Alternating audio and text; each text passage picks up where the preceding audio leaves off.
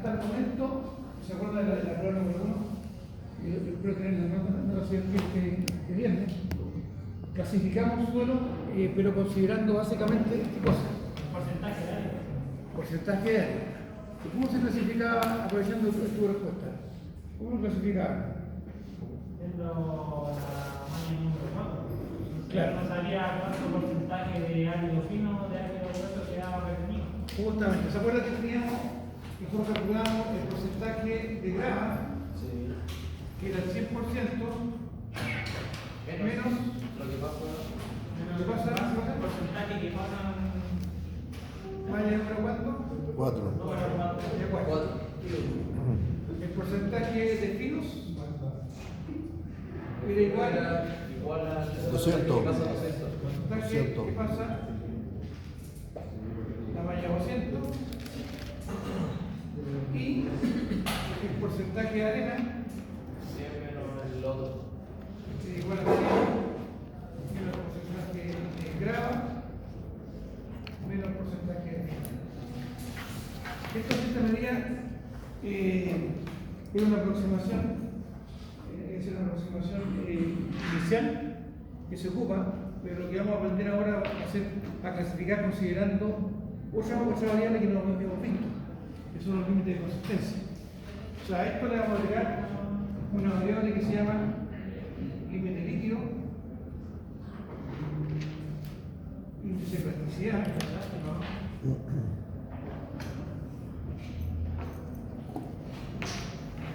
y vamos a ver algo nuevo que es la carta de plasticidad. Todo esto lo vamos a ver en el transcurso de la clase. Lo primero que vamos a hacer va a ser un repaso de los límites de consistencia. Vamos a ir un poco rápido porque esto ya lo vimos en el laboratorio. Y yo diría que quizás más extenso que como la vamos a ver acá. Entonces, primero que nada, los objetivos de la clase. Identificar los límites de consistencia, los principios básicos de su uso. Después, clasificar los suelos según la carta de plasticidad. Y describir los tipos de suelos según los sistemas ASHTO y el sistema SUS. Vamos a ver dos sistemas de clasificación. El sistema ASHTO, que es para el pavimento, y el sistema SUS, que básicamente se aplica en lo que es edificación. Entonces, aquí está el contenido de lo que vamos a ver. Esto se lo voy a mandar mañana, se lo voy a mandar en la clase completa, para que la tengan. Vamos a partir por los conceptos previos, el límite de consistencia, después el límite líquido, el límite de plástico, el límite de contracción, norma china relacionada. Hasta aquí, si ustedes se recuerdan, ¿cuándo lo vimos? Todo esto está aquí. Y la verdad, todo esto acá es un repaso. Pero cuando lo vemos, imagínense que usted acá, digamos, poner el bote en la sensación de hacer mecánica de puntos con la laboratorio. Pero hay algunos alumnos que tienen muy bien el curso de laboratorio que lo están haciendo mecánica solo. Y viceversa. Entonces, los que están haciendo laboratorio tienen la ventaja que la materia se ve realmente 2 veces, no es bueno. Y de aquí para adelante, todo lo que viene hacia adelante es algo nuevo. Carta de plasticidad, clasificación de suelo, que es algo de lo mismo acá, con esto que está acá. Y después vamos a ver el sistema de clasificación de suelo, el sistema SUS. Si no alcanzamos, la próxima clase vamos a seguir con el sistema SUS.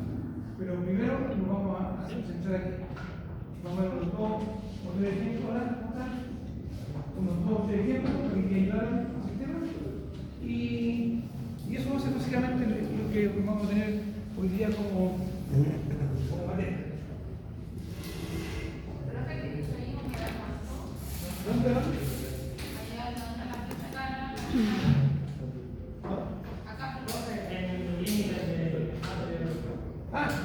Humedad decreciente, aquí estamos con líquido, llegamos al sólido, o seco, muy líquido, a lo seco, y de acá partimos a lo seco, aumentando la humedad, hasta llegar a líquido. Acá dice decreciente y acá humedad creciente. En todo caso, no te complique mucho. ¿Por qué razón? Porque eso está de hecho en la presentación y lo vamos a ver a continuación. Lo que pasa es que esto acá lo puse más que nada para un poco ayudar a memoria. necesito usted, me sirve a mí también para enfocarme. Entonces, partimos con el asunto. Esa es la parte de la identificación. Vamos a ver primero que nada unos conceptos previos que son importantes que los veamos, y a lo mejor ustedes los vieron en algunos ramos. El concepto de elasticidad, ¿usted se recuerdan haberlo visto en algún ramo? A verlo. Ya, ¿y lo que pasa? Hay ciertos materiales de construcción que tienen el comportamiento elástico. ¿Qué significa eso? Por ejemplo, pensemos lo siguiente: yo tengo un elástico, lo agarro y lo tiro. Marco un punto, marco otro punto, lo mido, lo tiro y después lo suelto. Si la fuerza no fue muy grande, lo más probable es que la medida que tenía originalmente de distancia entre un punto y el otro punto va a ser la misma. Eso es lo que se entiende como comportamiento elástico. Vale decir, yo aplico una fuerza, después retiro al aplicar una fuerza se produce una deformación. Si yo quito la fuerza, el material vuelve a su estado original. Eso es lo que se llama el concepto de elasticidad. Y esto se ve básicamente en qué materiales. Entonces, punta el acero, que tiene un comportamiento elástico, sea de todo: comportamiento elástico, comportamiento plástico. Entonces, no sé si ustedes vieron, en otros cursos les enseñaron a ustedes. Hola, ¿qué tal? Buenas noches. No sé si les enseñaron a ustedes, digamos, respecto a los materiales como el acero, la madera o el hormigón. El hormigón tienen que haberlo visto. ¿El acero lo vieron? ¿Alguno de ustedes vio como material el acero? Lo hemos visto, pero solo con las mallas, pero más allá de eso. ¿Cómo no? Lo hemos visto para mejor armado, pero como específicamente solo hacer como método. Ya. Pasa lo siguiente: por ejemplo, la mayoría de las estructuras galpones son de acero. La gran mayoría de las hechas también son metálicas. El metalcón también es un elemento metálico. Ustedes cuando hicieron seguramente el taller de... ¿Es acero galvanizado? ¿Ah? ¿El metalcón es acero galvanizado? Sí, es acero galvanizado, pero también tiene las propiedades del acero. Entonces, si yo hago lo siguiente, vamos a ver lo siguiente. Yo agarro y muestro la curva que tiene el acero. Y hice lo siguiente. Esta es la curva que tiene el acero. Acá en este eje, en el eje Y, tenemos sigma, que es la tensión.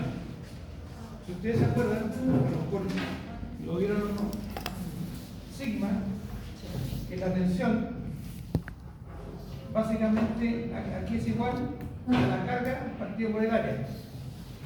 Entonces yo tengo acá, por ejemplo, kilogramos con fuerza, partido por centímetro cuadrado, voy a tener una unidad de fuerza sobre superficie. Eso es lo que tenemos acá. En este eje, el sigma es carga por unidad de área. O sea, yo, por ejemplo, ¿qué podría tener? Podría tener una probeta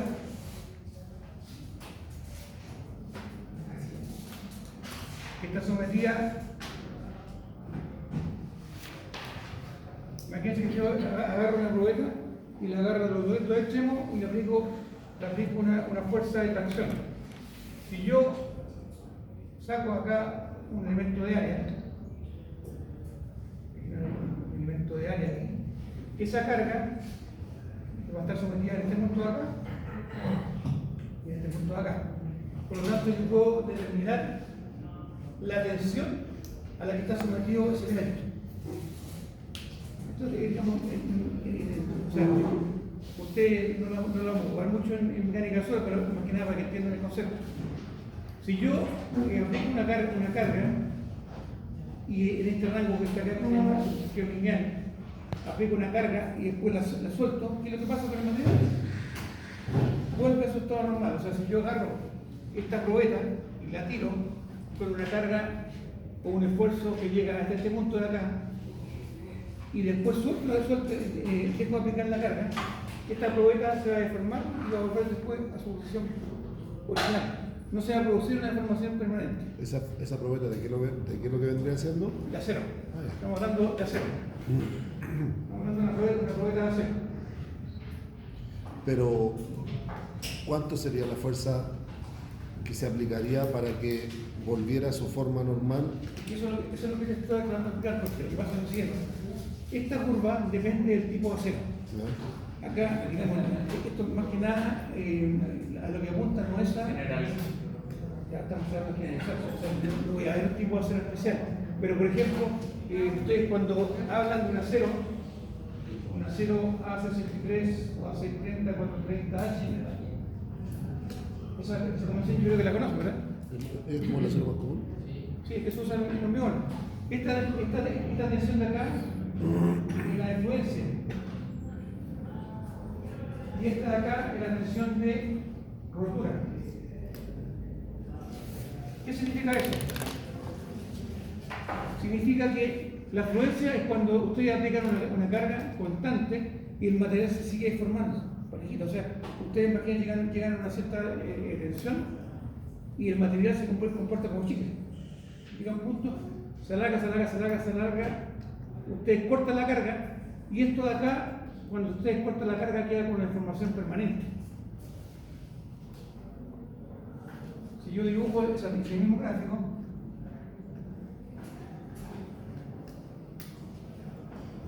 si yo acá tengo sigma, la deformación acá, si yo llego hasta este punto acá y retiro la carga, se produce esto y se genera una deformación permanente. Esto es una deformación permanente.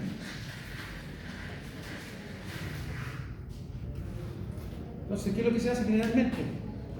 Ustedes tienen que haber visto quizás el hormigón, o si no lo vieron, bueno, acá algo van a entender.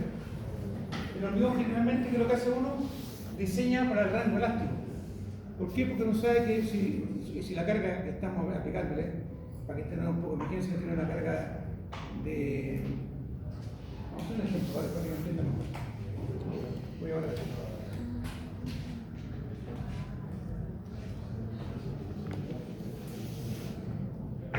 Supongamos que tengo una fuerza de 3.000 kilos y tengo una barra que tiene una sección de 1 centímetro cuadrado. ¿Ya? Entonces, si yo quiero calcular la tensión, de acuerdo a la definición que tenemos, la tensión es carga partido por el área. ¿La carga cuántos son? 3.000 kilogramos. Y el área es 1 centímetro cuadrado. Entonces, para que vean ustedes, aquí yo tengo una pequeña barra que es un corte y tiene el área que mide 1 centímetro cuadrado. 3.000 dividido por 1 nos da 3.000 kilos partido por centímetro cuadrado. Si yo estoy ocupando este acero, ¿qué es lo que me indica el 430? ¿Se acuerdan ustedes del problema? 430 y la tensión de influencia. O sea, esta línea de acá es lo que está indicando eso. Ese punto de ahí, que son los 430, o bien el equivalente serían 4.300 kilos partido por centímetro cuadrado aproximadamente. ¿Se acuerdan de la conversión que me iba a buscar a kilo? Entonces, ¿qué podría decir yo si tengo esta tensión y esta es mi tensión de fluencia? ¿Qué podría concluir de eso? A ver, piensen un poco. Tengo una barra, estoy aplicando una fuerza de 100.000 kilos y genero una tensión de 100.000 kilos por centímetro cuadrado. Pero resulta que esta barra me aguanta hasta 4.300 kilos antes de que fluya. ¿Podríamos decir que está fluyendo o no está fluyendo? Sí, porque ahí. ¿Por qué dice No, que po. no fluye? No, pues porque no ha pasado los 4.003, po. El sigma que tenemos nosotros, que son 3.000 kilos partido por centímetro cuadrado, es inferior a los 4.300. justamente es inferior al sigma de fluencia, que son 4.300 kilos partido por centímetro cuadrado. No sé si no entendieron ahora. La tensión en la cual se produce la deformación de fluencia, que es esta que está acá, cuando yo supero este nivel, acá se me produce al tiro, digamos, la deformación y el material se queda como chicle. Entonces acá no, todavía no hemos llegado, estamos aquí, estamos en este punto por ahí. O sea, que significa que el suelo va directo nomás, pero no se va... O sea, más que eso, piensa lo siguiente, ¿sí?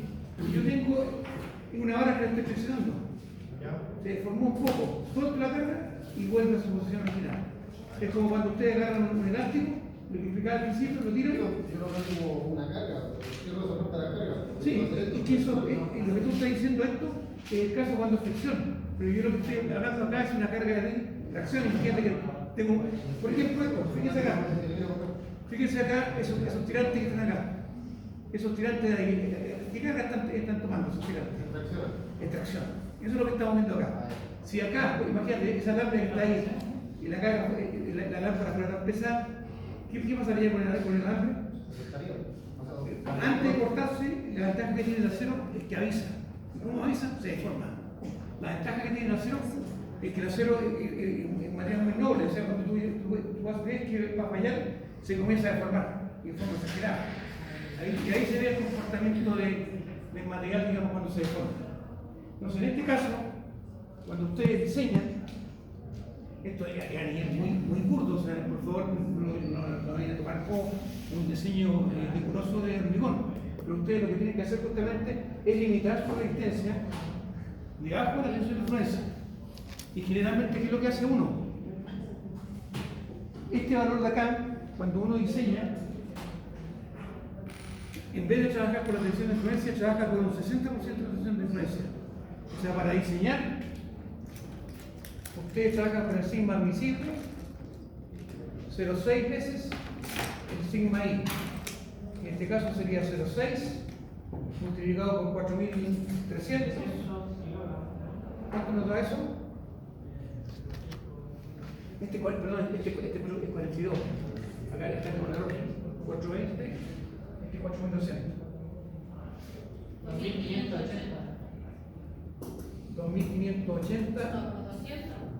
2000. 2520. 2520. Entonces, con esa tensión nosotros trabajamos para diseñar. O sea, uno se guarda se guarda un cierto grado de ¿Profe, y de qué se llama el acero? en este caso, De 1 centímetro.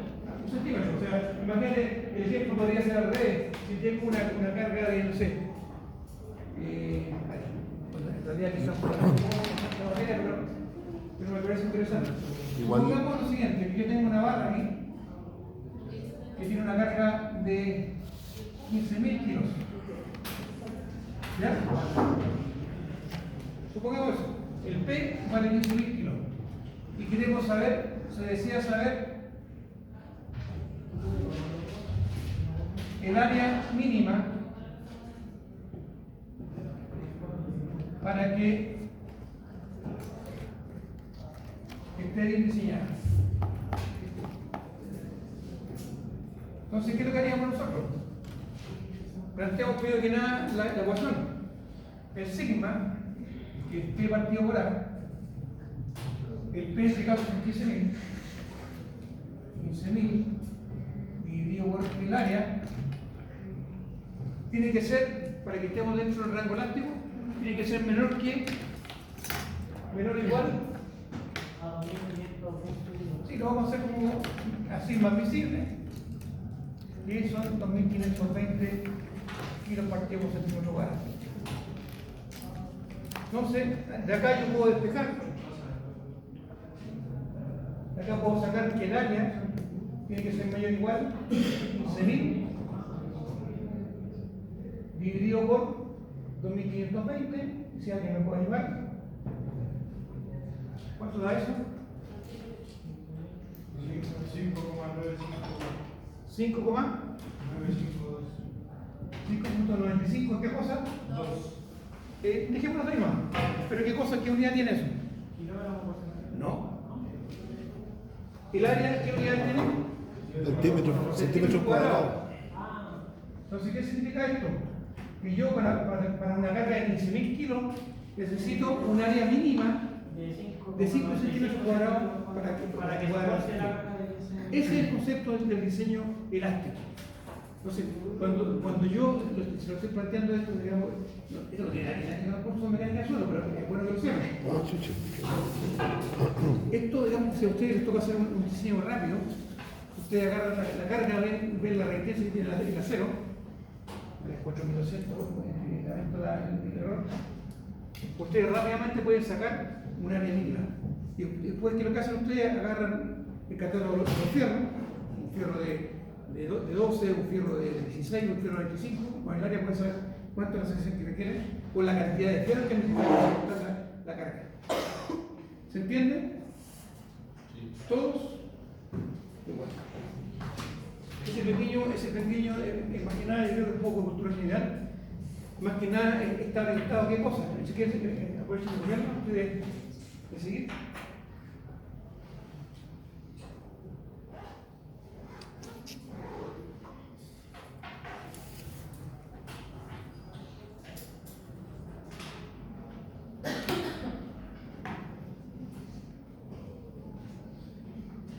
Ustedes me dicen cuando puedo avanzar. ¿No se quedaron a las placas? ¿El Jordi estará bien o no? Usted debería haber dicho, vaya chiquillo, no hay clase de eso. Es que desgraciadamente a mí nadie me dijo que había sí, yo entré con usted. ¿Tiene teléfono? Y también Instagram, si lo sigue, también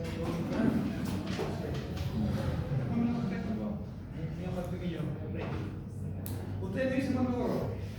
Calma.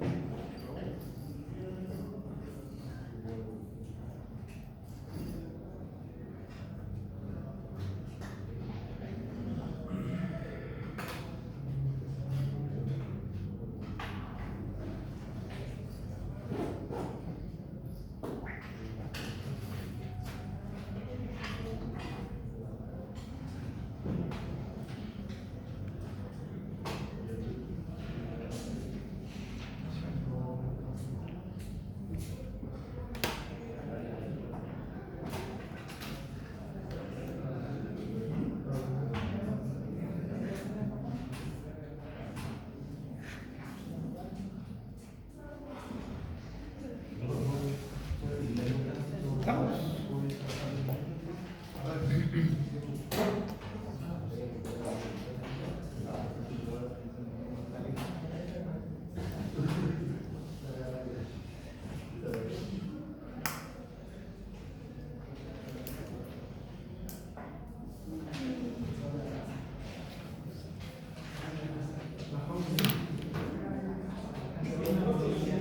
Ya, señores, voy a comenzar ahora.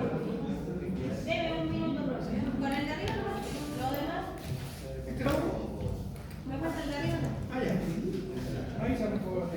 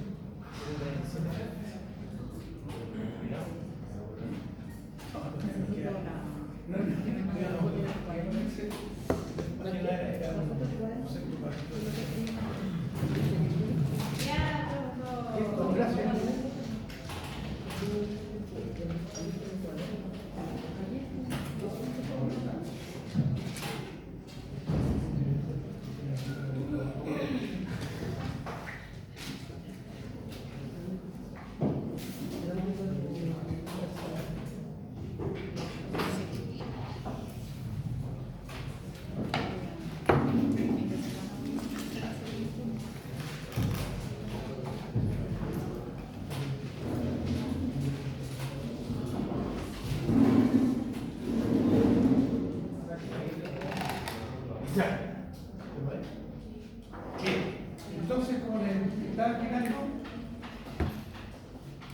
todo esto surgió de la palabra elasticidad. Si no cuenta lo que puede significar una palabra, habilidad del suelo de retornar a su posición original. Y yo lo que hice fue ocupar, por ejemplo, un material que se usa muy a menudo en construcción, que es el acero. Entonces, en este caso, el acero tiene la habilidad de retornar a su posición original cuando se aplican ciertas cargas que no superan la carga de fuerza. Eso es lo que pasa. Y el suelo también. Hay algunos suelos que tienen esta condición de que se pueden deformar, uno retira la carga y no queda con deformación permanente. No son muchos los suelos, pero existen en el suelo. Entonces nosotros cuando veamos justamente los límites de resistencia, vamos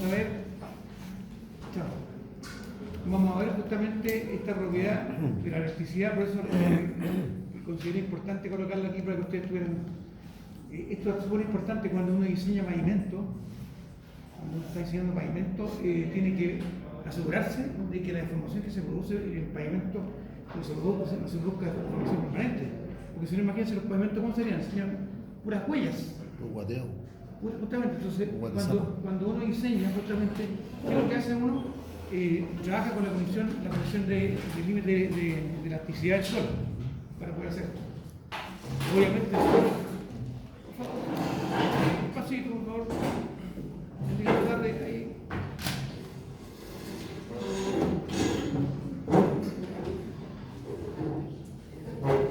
Está ahí, por favor. Por favor. Entonces, cuando uno diseña un pavimento, ¿qué es lo que hace?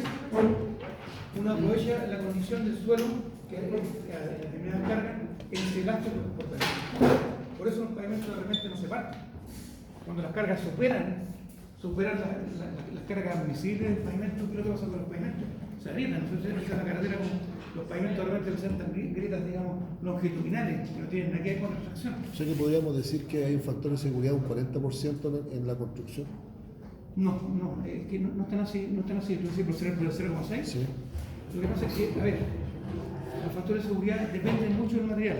No, pero en este caso hablando de lo que son... El acero, claro, o sea, uno podría pensar que hay un 40% de, ¿cómo se llama?, de factor de seguridad. Pero ¿qué es lo que pasa? Cuando ustedes determinan o estiman las cargas, hay errores que se cometen. O sea, yo puedo suponer, por ejemplo, que el peso de un edificio de tanto, e imagínate después el mismo dueño hace un cambio de uso del material, o cambió el uso de una sala que tenía una carga de 200 kilos por metro cuadrado a una sala por ejemplo, de una biblioteca que tiene 500 kilos. Entonces el edificio tiene que ser capaz de aguantar todo ese tipo de embelecos. ¿Qué pasa? Puedo sobredimensionar, o sea, me está pidiendo un fierro de 5 centímetros cuadrados y tengo uno de 6. Claro, o sea, uno cuando diseña generalmente lo que manda son los acciones comerciales. Ese sería el mínimo. Claro, el mínimo son 5, o sea, podría estar ¿qué es lo que pasa? A lo mejor cuando se está diseñando no hay que encontrar uno de 5. Claro. Va a encontrar dos de 3 que te van a dar 6. Va a tener 6 centímetros cuadrados, va a tener una locura mayor. O sea, igual podemos combinarlo Se puede combinar el fierro. combinar. O sea, Si me está pidiendo 10 centímetros cuadrados, tú puedes colocar, por ejemplo, 4 o 5 fierros. Por ejemplo, un fierro que tenga 2 centímetros cuadrados, equivalente, si son 10 centímetros cuadrados, serían 5 fierros de 2 centímetros cuadrados. Okay. Acuérdate, lo que manda es lo que vende el comercio. El fierro de 8, fierro de 10, fierro de ¿cómo se llama? Fierro de 16. O lo que esté disponible. O lo que esté disponible. O sea, tú no podés decir, necesito un fierro de 23,5 milímetros. Pues no existe. Uno se tiene que ir a las medidas comerciales. ¿Ya? Bien.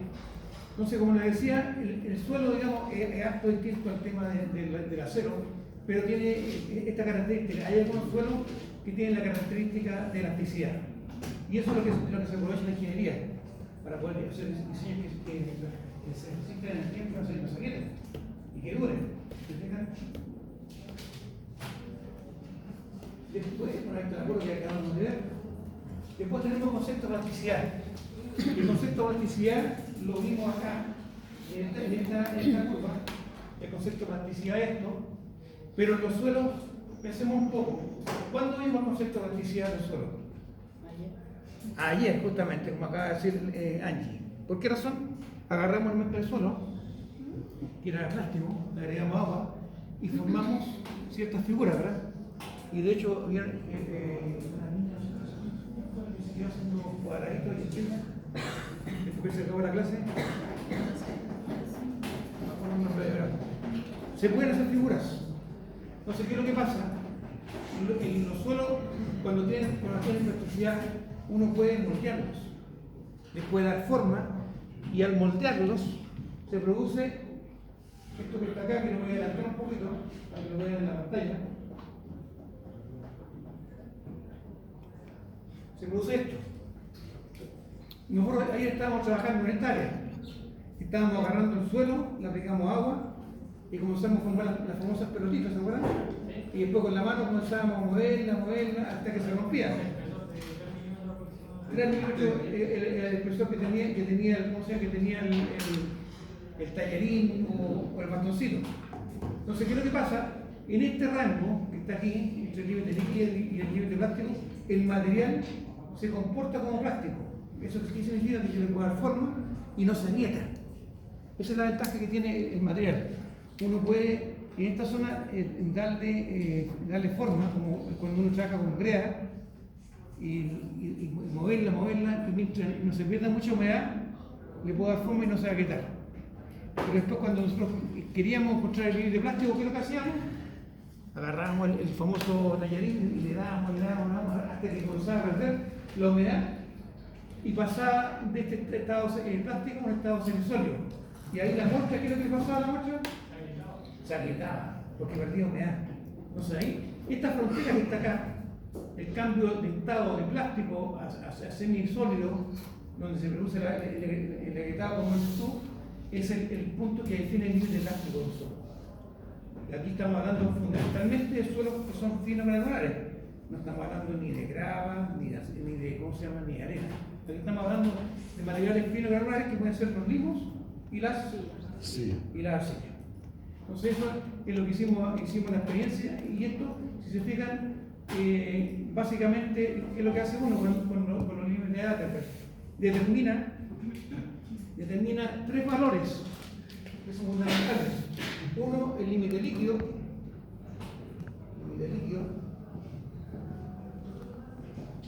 Otro que es el límite plástico.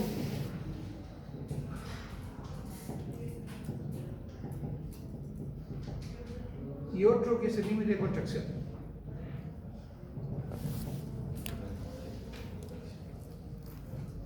Ahora, este lo determinamos en el laboratorio el día de ayer, en la sesión del laboratorio. Y fue bien accidentada, pero al final logramos sacarla adelante. Y les puedo pedir la disculpa al caso por la falta de equipo como para trabajar de forma separada. Pero bueno, teníamos que hacerlo. Entonces, ¿qué es lo que pasa? La experiencia que estamos haciendo nosotros, o la que hicimos con la cuchara de Casagrande y con los famosos rollitos, duquitos o bastoncitos, nos permitieron a nosotros determinar el límite líquido y el límite plástico. Entonces, con esos valores, uno puede caracterizar el suelo. Uno puede caracterizar el suelo, lo vamos a ver un poquito más adelante. En base a estos valores de acá, uno puede definir lo que se llama el índice de plasticidad.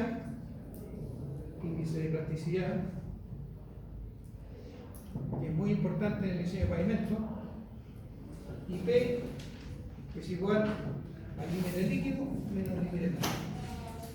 Entonces, este índice de plasticidad es vital para los pavimentos. ¿Por qué razón? Porque imagínense lo siguiente, que ustedes tienen, por ejemplo, un suelo que tiene un índice de plasticidad muy alto. ¿Qué es lo que va a pasar con ese suelo? Si yo le agrego agua a ese suelo, digamos, un nivel de 40. Chocolate. Sí, va a ser un suelo que, ¿cómo se llama? ¿Qué es lo que pasa? La arcilla no necesariamente lo que se siente, se va a formar bastante. Lo que pasa es que los suelos arcillosos tienen la propiedad que retienen agua, pero son muy egoístas. Para devolverlo se demora mucho en devolverlo. Entonces un suelo que tiene que es muy práctico, y ustedes le agregan agua, esa agua para devolverla puede pasar años. O sea, de hecho, digamos, si ustedes encuentran un terreno abajo, encuentran, por ejemplo, napas de agua, hay napas de agua que de repente están confinadas por abajo por capas de arcilla impermeable. El agua no es capaz de pasar la capa de arcilla. O sea, esa arcilla está totalmente saturada e impide que esa capa de agua traspase esa coraza de la arcilla. Entonces, si ustedes tienen un suelo con mucha plasticidad, ¿qué es lo que va a pasar? Si a ustedes se les pasa el agua, imagínense que están haciendo un pavimento y están haciendo la base estabilizada y agarran el material con la fotoniveladora, lo desparraman. Y el viejo del, ¿cómo se llama? Del camino aljibe, que tenía que haber aplicado un 5% o un 6% de humedad, se le pasa la mano con el agua y le pone un 20% de humedad. Y el material tenía bastante arcilla. ¿Qué es lo que va a pasar? El material va a quedar con el concepto que yo les he explicado a ustedes, que es bien jocoso, el concepto de guatesapo, porque esa agua no es capaz de devolverla. Queda retenida por la arcilla, y por lo tanto, ¿a qué obliga eso? A horadar de nuevo el material, dejar que sobre y bote la humedad, y como se demora tanto en botar la humedad, mucha arcilla, lo más probable es que ustedes van a tener que sacar ese material, botarlo y traer material nuevo con baja plasticidad. Por lo tanto, cuando ustedes estén en plasticidad, es muy importante, cuando ustedes estén trabajando en pavimento, ese índice de plasticidad que ustedes revisan, por ejemplo, en manos de cartera, está limitado siempre a que sea menor o igual a 6. Una base estabilizada tiene que cumplir que el índice de plasticidad no supere 6. Eso tienen que justamente ustedes tener en consideración. Y como les digo, revisen por favor el manual de cartera, la parte de pavimentación, se me da cuenta. ¿Igual o mayor a 6? No, ¿O más a 6? menor, acuérdate que este signo así, este signo es menor o igual. Entonces aquí lo que estoy poniendo es que el índice de plasticidad tiene que ser menor o igual a 6. Entonces esto es menor o igual. O sea, una base que tenga un IP igual 5, cumple. Una base que tenga IP igual 6, cumple.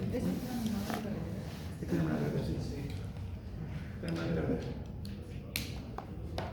Entonces, por eso es tan importante el concepto, digamos, de conocer bien estos límites. Estos límites, ustedes están aprendiendo en la batalla de conocerlos, pero cuando ustedes estén trabajando en construcción, no lo van a hacer ustedes, van a pedir que se lo hagan.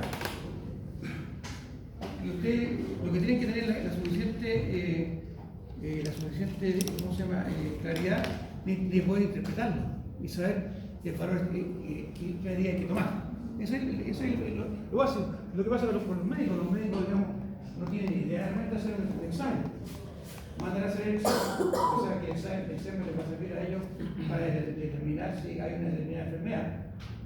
Y el gallo agarra el informe y revisa el resultado del ensayo y pasa a su decisión. Pasa lo mismo a ustedes como ingeniero. Como ingeniero ustedes van a agarrar el informe que entregan el laboratorio y en base a eso ustedes van a tomar decisiones. Eso es lo que se pretende. Y pasa todo bien, no solamente a nivel de ingenieros constructores, pasa también a nivel de ingenieros civiles, pasa lo mismo, uno también hace lo mismo. Uno generalmente aprende justamente cómo se hace esto, lo practica algún tiempo, pero después al final se encarga y deriva esto y se lo pide a los laboratorios. En el caso de hacer una mecánica de suelo, también viene la sugerencia de cuál es la solución para el tipo de suelo si es que no cumple con lo solicitado. Idealmente, una buena mecánica de suelo, aparte de entregar la resistencia al suelo, te entrega a ti posibles soluciones. Por ejemplo, imagínate que tienes ya vamos a llegar, que tiene un límite de construcción muy alto, muy bajo, digamos, y el terreno muy expansivo, seguramente te va a entregar una solución. Se sugiere retirar tanta profundidad y repasar por un material con esta malla y con este índice de plasticidad. Eso es un informe de mecánica suelo, hace eso. Generalmente